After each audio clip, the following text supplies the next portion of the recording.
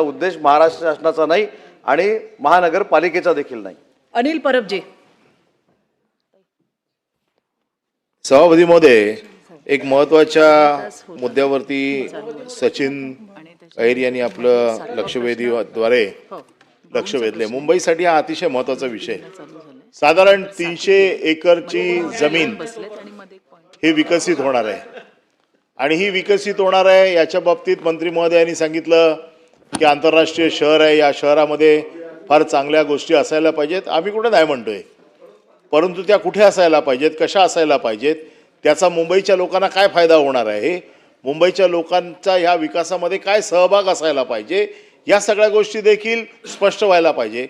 मंत्री महोदय फार म्हणजे मला असं वाटतं की ते ही लक्षवेधी फार सिरियसली घेत नाहीयेत। आमदारांनी पत्र द्यावं। अरे आमदारांना माहिती असायला पाहिजे काय आहे तिकडे, तर पत्र देतील ना। आपण कधी आमदारांचं प्रेझेंटेशन ठेवलंय का की हे लोकप्रतिनिधी सगळे निवडून येतात, तर लोकांच्या प्रतिनिधीला पहिलं दाखवलं पाहिजे की बाबा काय होणार आहे। पूर्वीपासून मी मुंबईच्या बऱ्याचशा बैठका MMRD असेल, मुंबई महानगरपालिका असेल किंवा ज्या ज्या एजन्सीज असतात त्या एक लोकप्रतिनिधींसाठी एक प्रेझेंटेशन ठेवतात की हा प्रकल्प आणायचा आहे, या प्रकल्पामध्ये तुम्ही लोकप्रतिनिधी म्हणून तुमचं काय म्हणणं आहे हे तुम्ही सांगा, असं पूर्वी कधी होत होतं। आता काय विरोधकांना कोणाला विचारायचंच नाही। आता ठीक आहे, आम्हाला नाही विचारतात, पाठीमागे सत्ताधारी बसले त्यांना तर विचारा। कमीत कमी लोकप्रतिनिधींना कळलं तर पाहिजे की ते काय होणार आहे। तर लोकप्रतिनिधी आम्ही पण त्रुटक माहितीवरती या सगळ्या गोष्टी सभागृहात घेऊन येतोय, परंतु सरकारचं काम आहे, त्यांनी जर एखादा प्रकल्प आणायचा ठरवला तर लोकप्रतिनिधींना त्याचं प्रेझेंटेशन दिलं पाहिजे, सर्वसामान्य लोकांना सुनावणी त्याची झाली पाहिजे। बरेचसे विषय आता ज्या सगळ्यांनी मांडले त्या विषयावरती मी पुन्हा जात नाही, परंतु मंत्री महोदयांनी सांगितलंय की 67% स्पेस म्हणजे 67 तुम्हाला आणि 37 पब्लिकला। माझं आव्हान आहे, आजच पॉलिसी जाहीर करून टाका। RGPG पॉलिसी आहे ना, अधिकाराला द्या ना। प्रश्न विचारा या सभागृहात शासन निर्णय, जेव्हा सभागृह चालू असतं तेव्हा निर्णय बाहेर होत नाहीत, तेव्हा ते सभागृहात निर्णय होतात आणि मी तुमच्यासाठी व्यासपीठ उपलब्ध करून देतोय। घ्या धाडसी निर्णय। सर्वसाधारण मुंबईतल्या मराठी माणसाला जर हक्काची जागा पाहिजे असेल तर शासनाने आज निर्णय घ्यावा। प्रवीण दरेकरांचं म्हणणं बरोबर आहे, गरीब जाणार कुठे, कामगारांची मुलं जाणार कुठे, मराठी माणूस जाणार कुठे। तुम्ही हे क्लबचं तुम्ही आम्हाला आमच्याकडे बोट दाखवताय ना क्लबची। माझं मत असं आहे, मी आव्हान देतोय तुम्हाला, व्यासपीठ उपलब्ध करून देतोय, अधिवेशन चालू आहे, आज तुम्ही RGPG पॉलिसीमध्ये जाहीर करून टाका की 67% पण काढून टाकतो आम्ही। या जे क्लब आम्ही अडॉप्शन पॉलिसीवर दिले असेल, आम्ही टेकन केअर पॉलिसीवरती दिलेली असेल, ज्या पण पॉलिसीवरती दिलेले असेल ते मुंबई महानगरपालिका MMRD ज्यांच्या असतील ते घेतील आणि लोकांसाठी उपलब्ध करून देतील। परब साहेब, आपण सकाळी गटनेत्यांच्या बैठकीत काय ठरवलं होतं की लक्षवेधी आपण वेळेवर संपवून 3 वाजता सुरू करणार होतो अर्थसंकल्पावरती भाषण। आता 2:47 लक्षवेधी सुरू झाले। नाही तुम्ही बोला ना, बोलत राहा, माझं म्हणणं नाही त्याच्यावर, पण फक्त मी आपल्याला अगदी जेवढं शक्य होईल तेवढं सॉफ्टली, नम्रतापूर्वक, आवाहनपूर्वक, स्नेहपूर्वक विनंती करते की प्रश्न विचारा आणि पुढे अजून एक सचिन अहिरला बोलून परत अजून एक लक्ष अर्थसंकल्पावर आपल्याला भाषण सुरू म्हणून मी RGPG पॉलिसीमध्ये जातच नाही। नका जाऊ प्रश्न।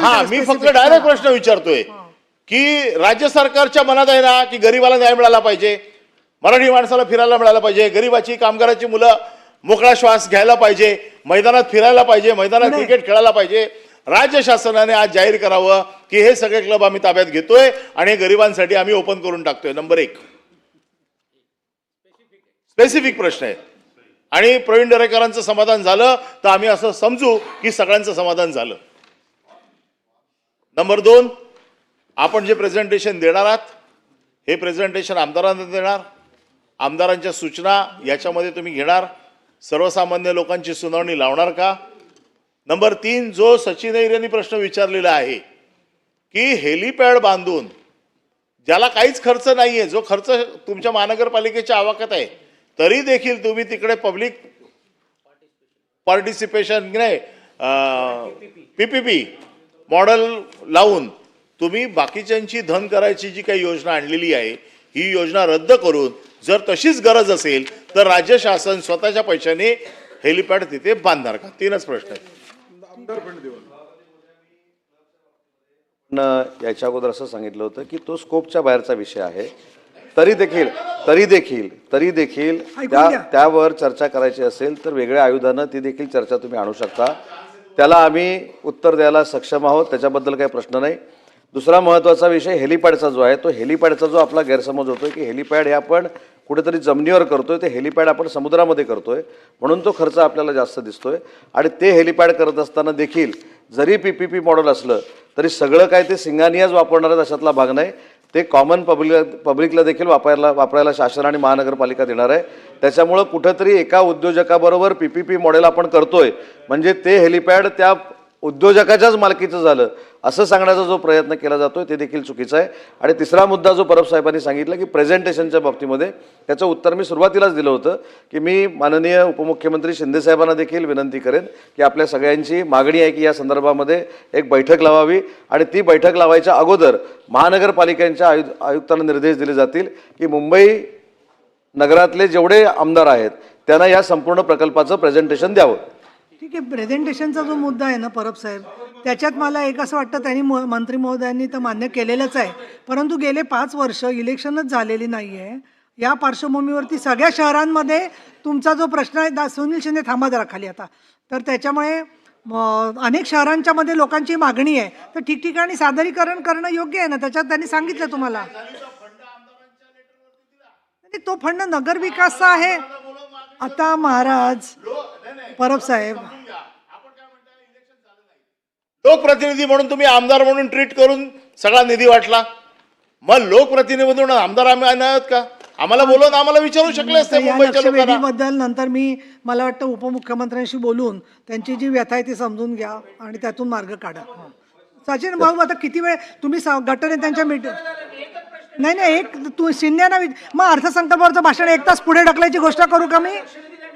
नाही, न्याय आता खूप झाला. न्याय तुम्हाला सादरीकरण होणार आहे नाही. तर मी असं अर्थसंकल्पाचा विषय जो आहे, तुम्ही लक्षवेधी चालवा, मी तुम्हाला पूर्ण सहकार्य देते, पण अर्थसंकल्पावरती भाषणाला मी स्थान दिलं नाही असं नाही. पण तुम्ही थांबतच नाही. तुमचं झालं की शिंदे की परत 1 तास लक्षवेधी चालू आहे तुमची.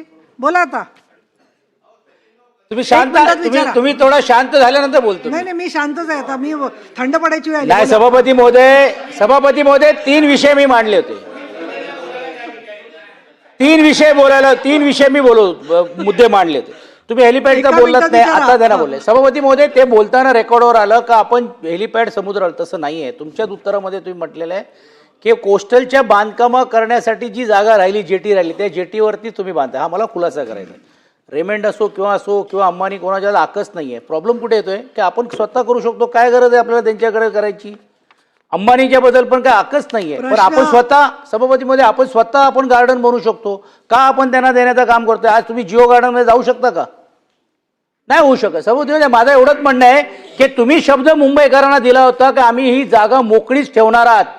हा शब्द तुम्ही आज देणार आहात का? हे काही जरी देणार नाही. सुप्रीम कोर्टामध्ये कोस्टल बाबतीत, पण इकडे पण पॉलिटिकली तुम्ही स्टेटमेंट दिले ना, कॉर्पोरेशन झाले की आम्ही 1 इंच जागाचं कमर्शियलायझेशन करणार नाही. माझा मंत्री महोदयांना एवढंच विनंती आहे की या ह्याच्यामध्ये तुम्ही दिलेला शब्द आहे की काही कमर्शियलायझेशन होणार नाही, काही अंडरग्राऊंड कॉन्क्रीटचं होणार नाही, मोकळ्या जमिनीत ती जमीन आम्ही असेच ठेवणार आहोत आणि मग त्याला लागणाऱ्या ज्या काही नागरिक सुविधासाठी जे छोटे छोटे फूड कोर्ट असतील ते तुम्ही करा ना येणाऱ्या लोकांना. असं आपण शब्द देणार आहात का?